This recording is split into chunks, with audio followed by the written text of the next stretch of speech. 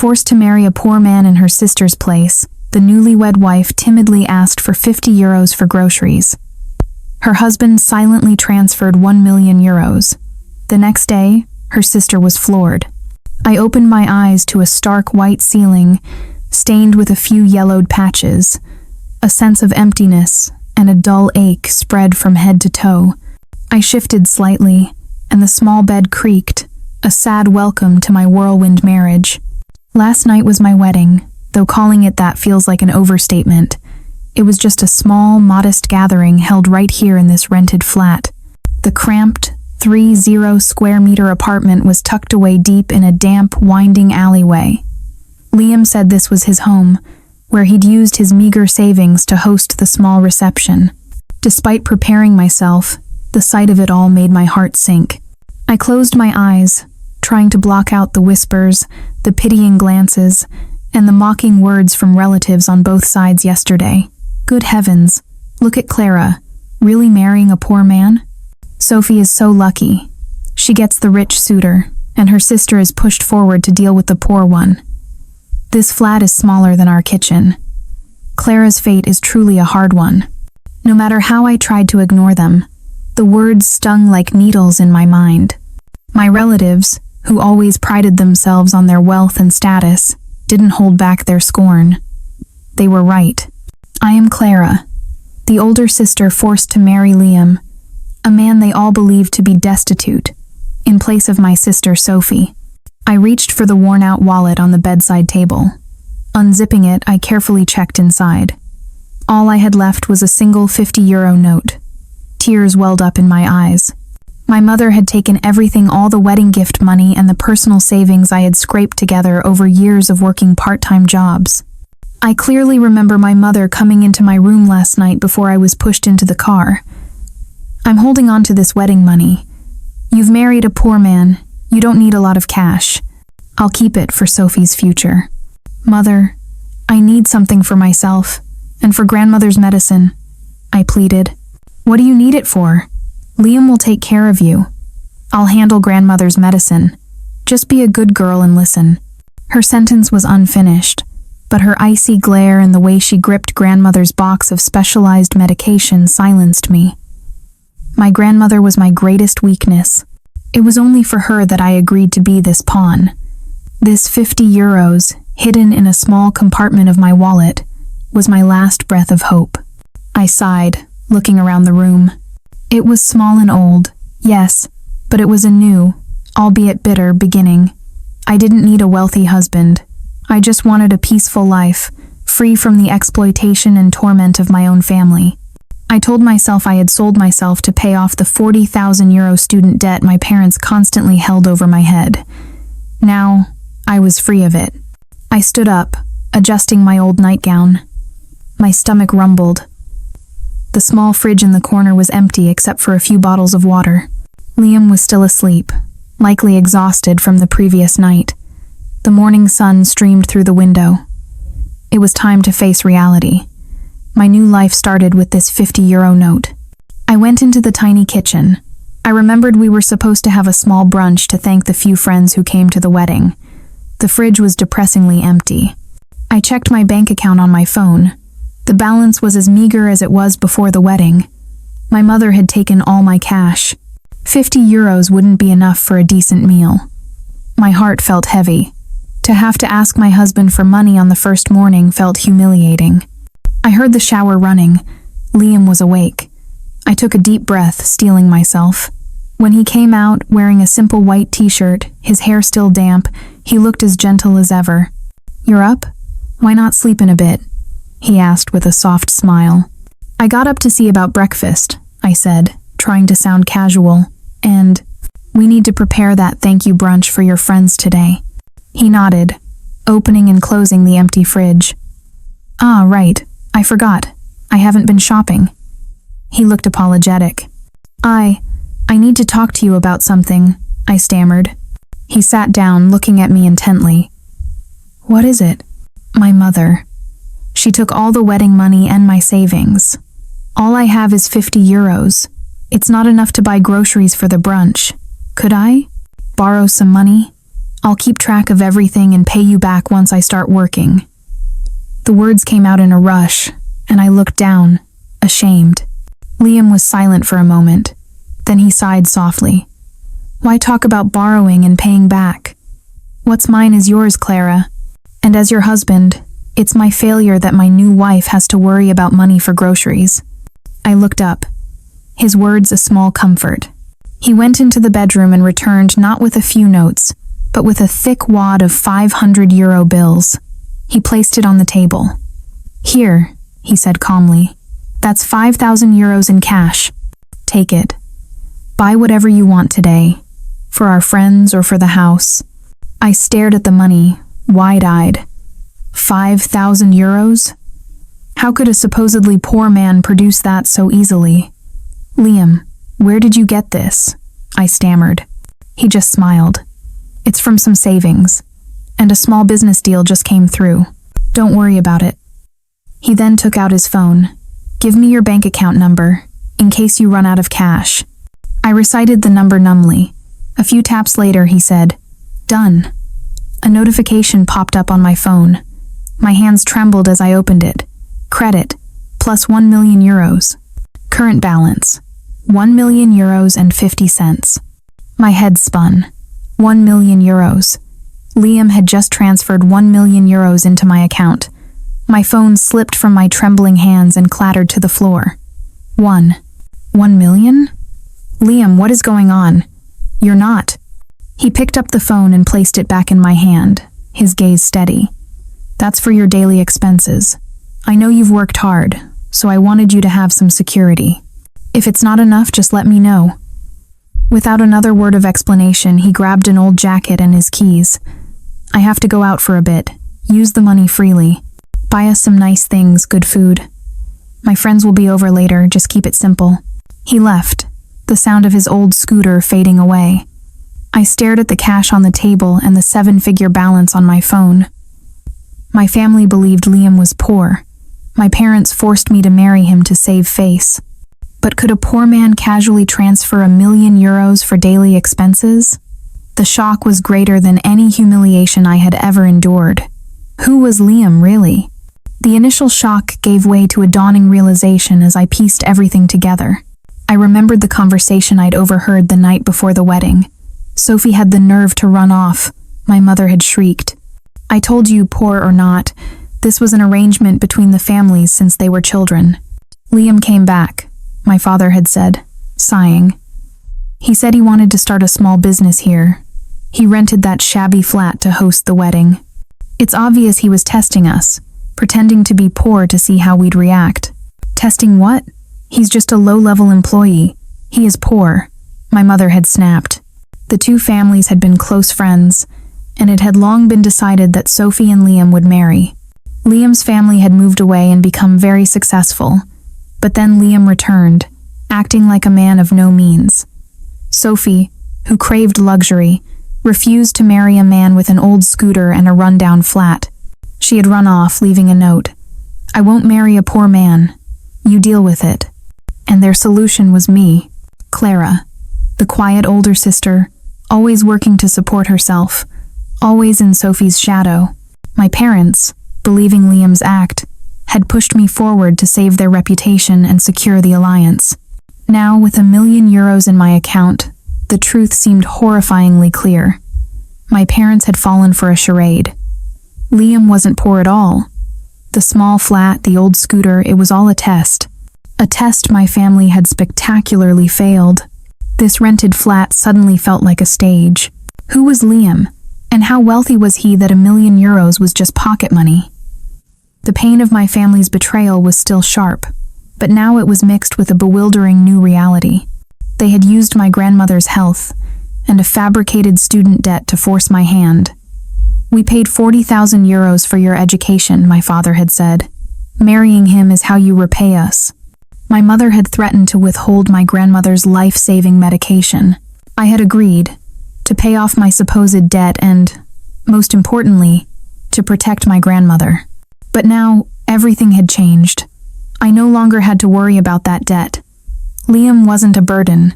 He was a mystery, and this mystery had, unintentionally, given me a path to freedom. I stood up. I wouldn't spend this money on luxuries.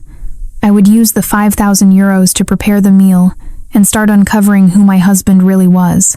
Starting in the small kitchen, I opened the freezer and stopped short. Tucked away was a large, beautifully marbled cut of what looked like jamón ibérico, the prized Spanish ham, easily worth several hundred euros.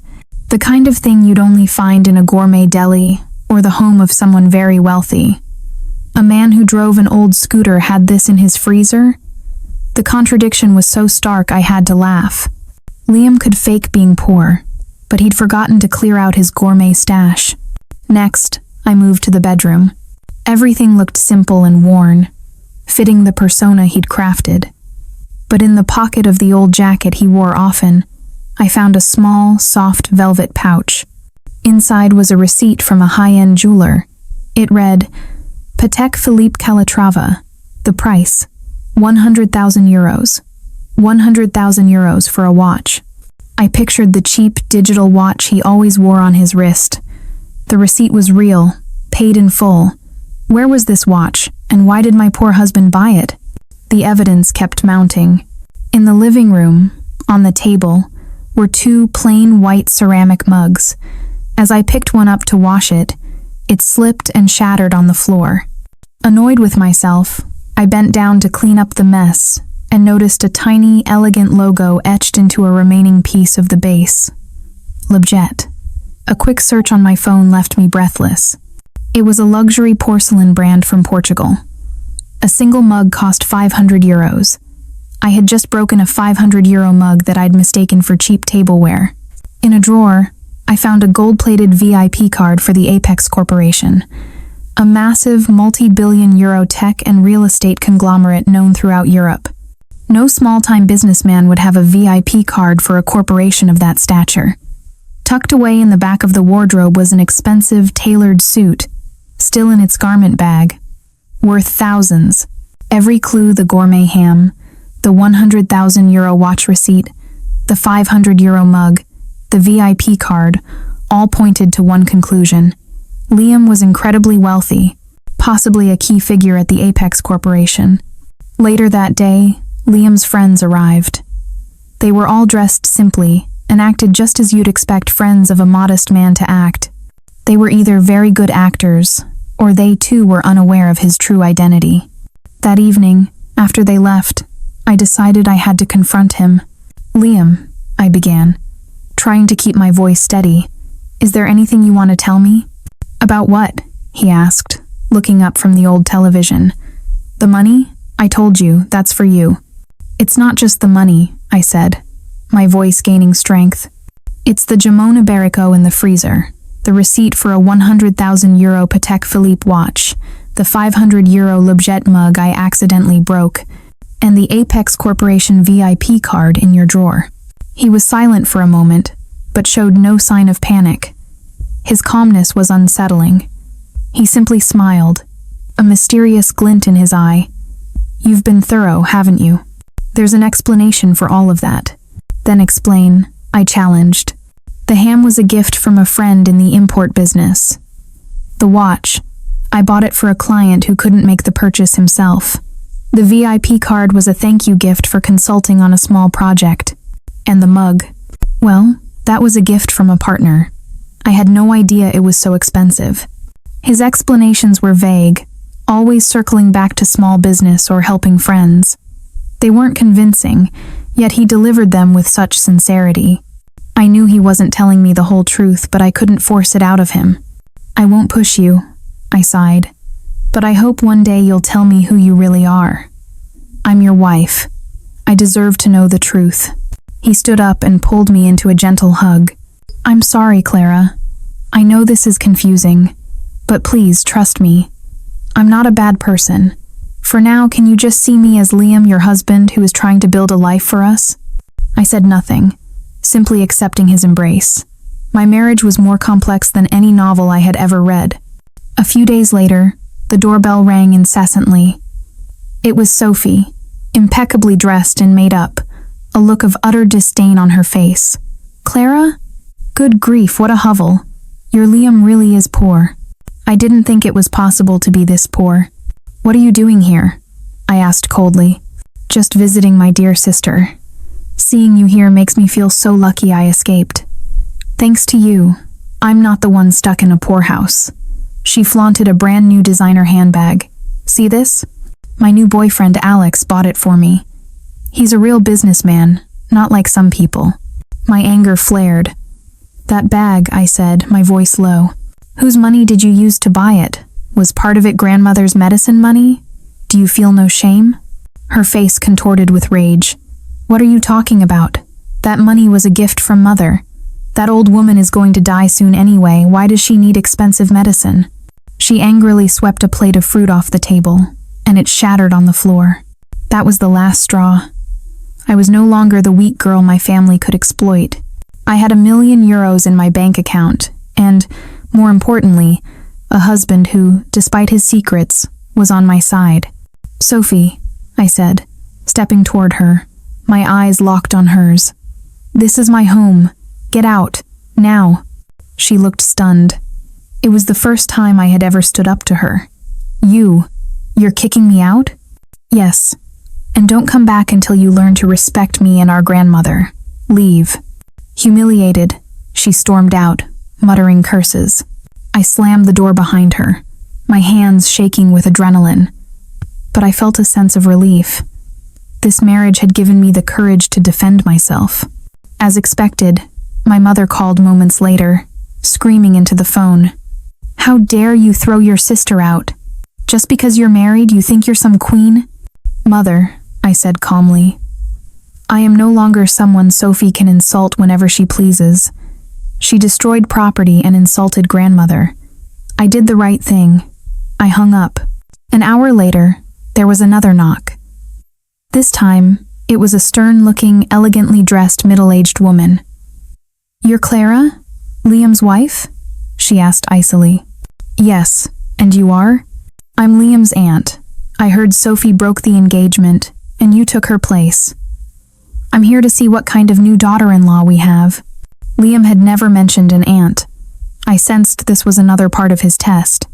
I invited her in, and she immediately began criticizing everything. This place is filthy. A wife should not be so lazy. And is that Jamon Iberico in the fridge? Who gave you permission for such extravagance?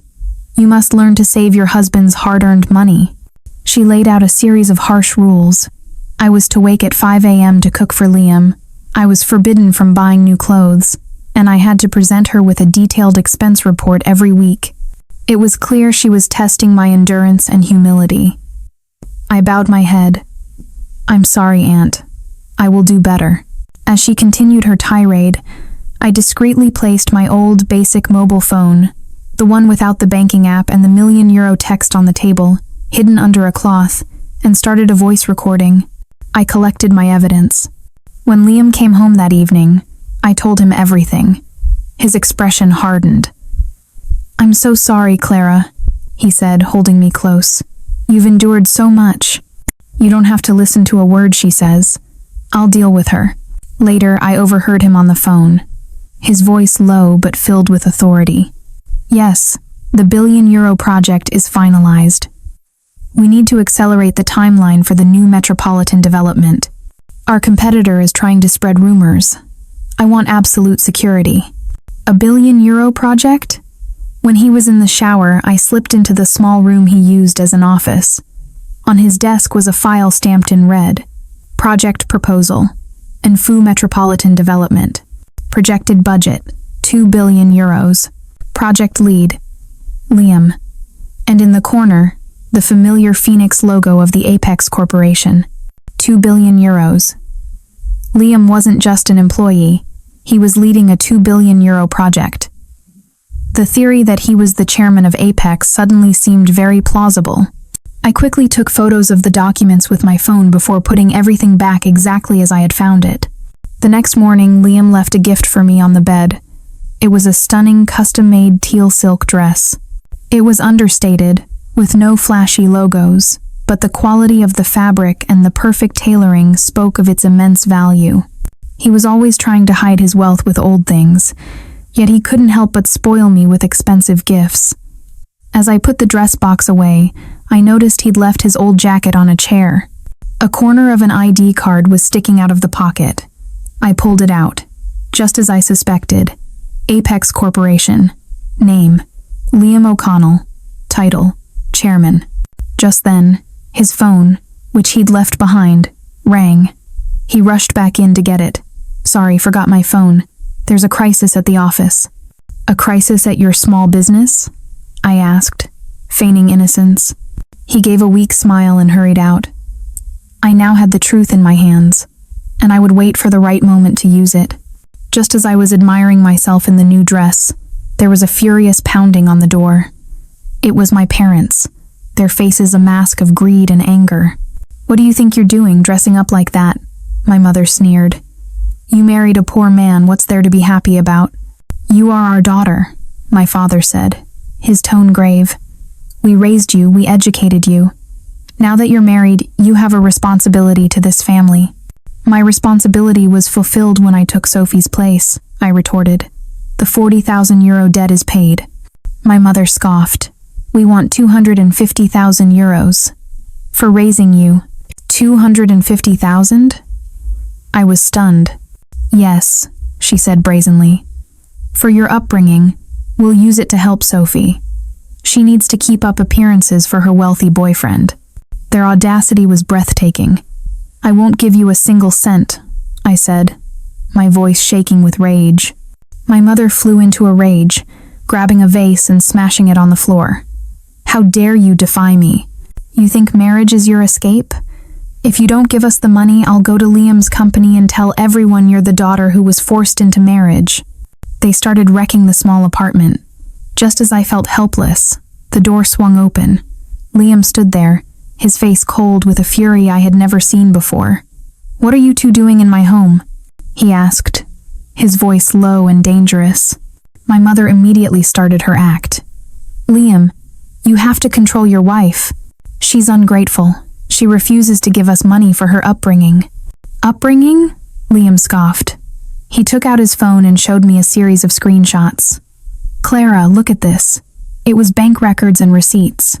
This is proof that over the past 4 years, your parents used the €40,000 you earned from your part-time jobs not for your education, but for Sophie's clothes, vacations, and tuition."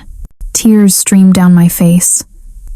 All that time, I thought I was paying off a debt.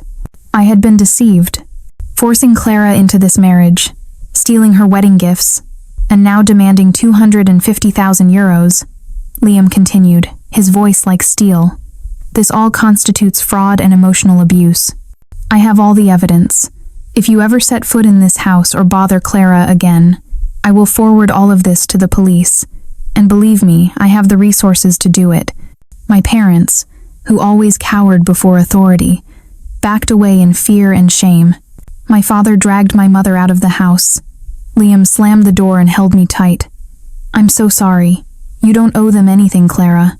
I sobbed in his arms, not from pain, but from the sheer relief of being free. The peace was short-lived. A few days later, I received a frantic, tearful call from Sophie. "Clara, you have to divorce him. Divorce Liam right now." "Sophie, what are you talking about?" "My boyfriend Alex told me.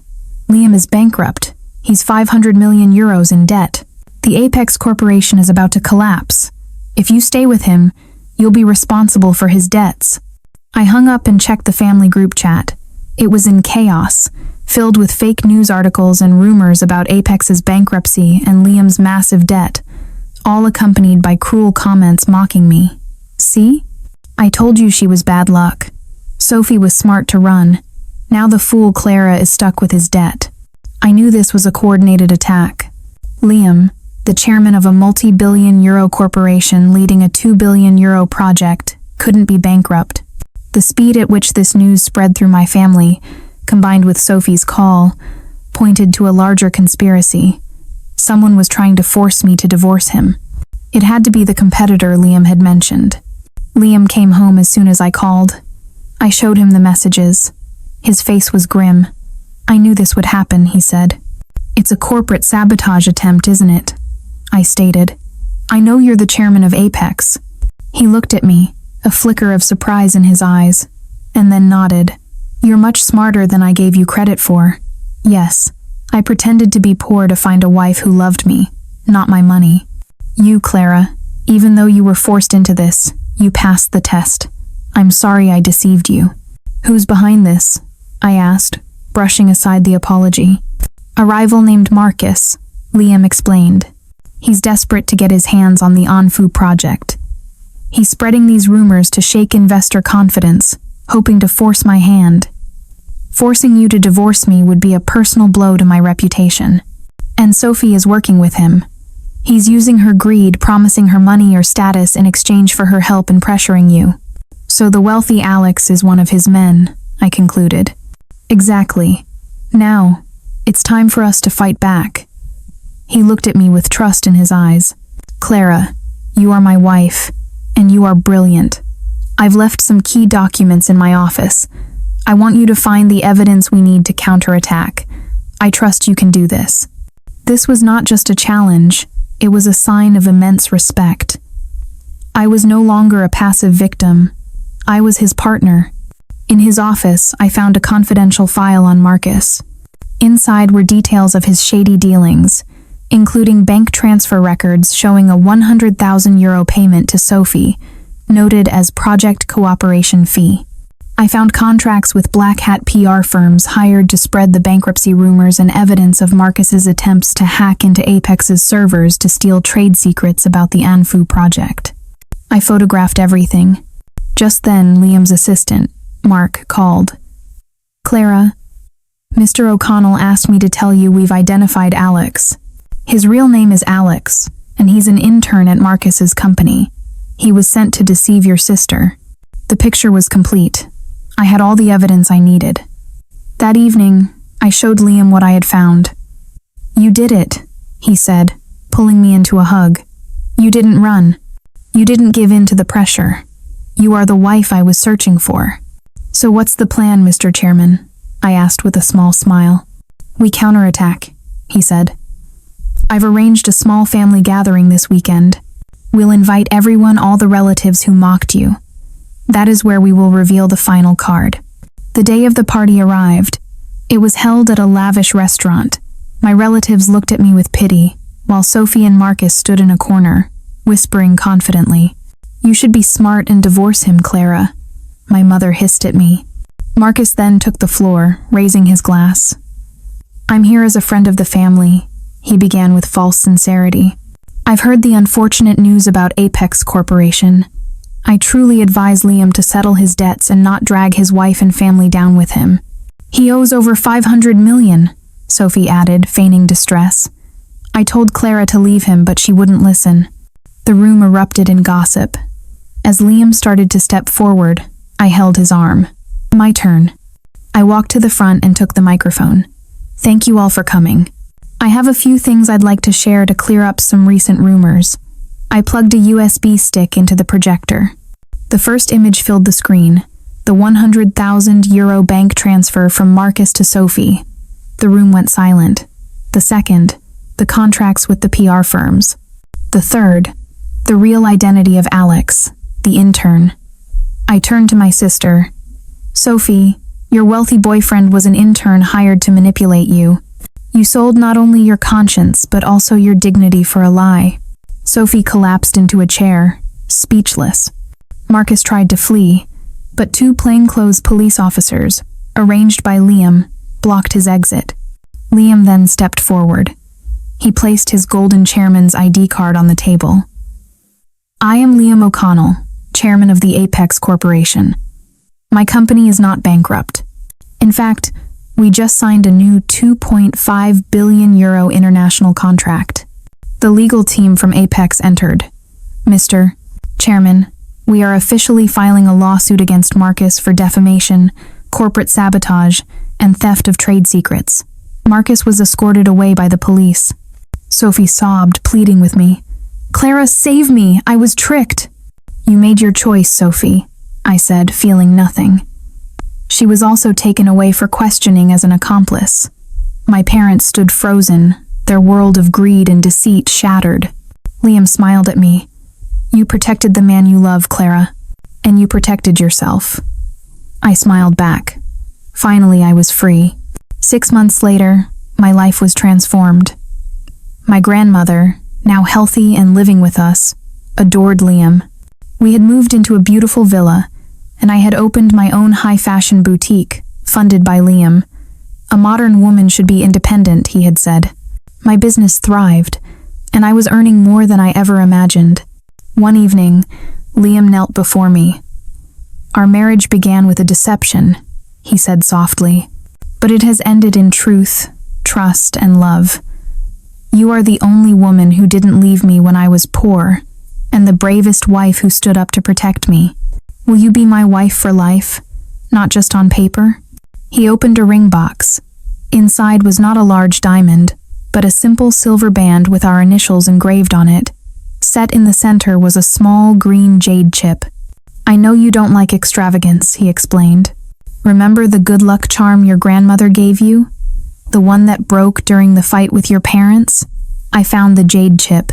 It's a rare stone. I had it set in this ring to symbolize my respect for what you hold dear, and a love that isn't measured by wealth.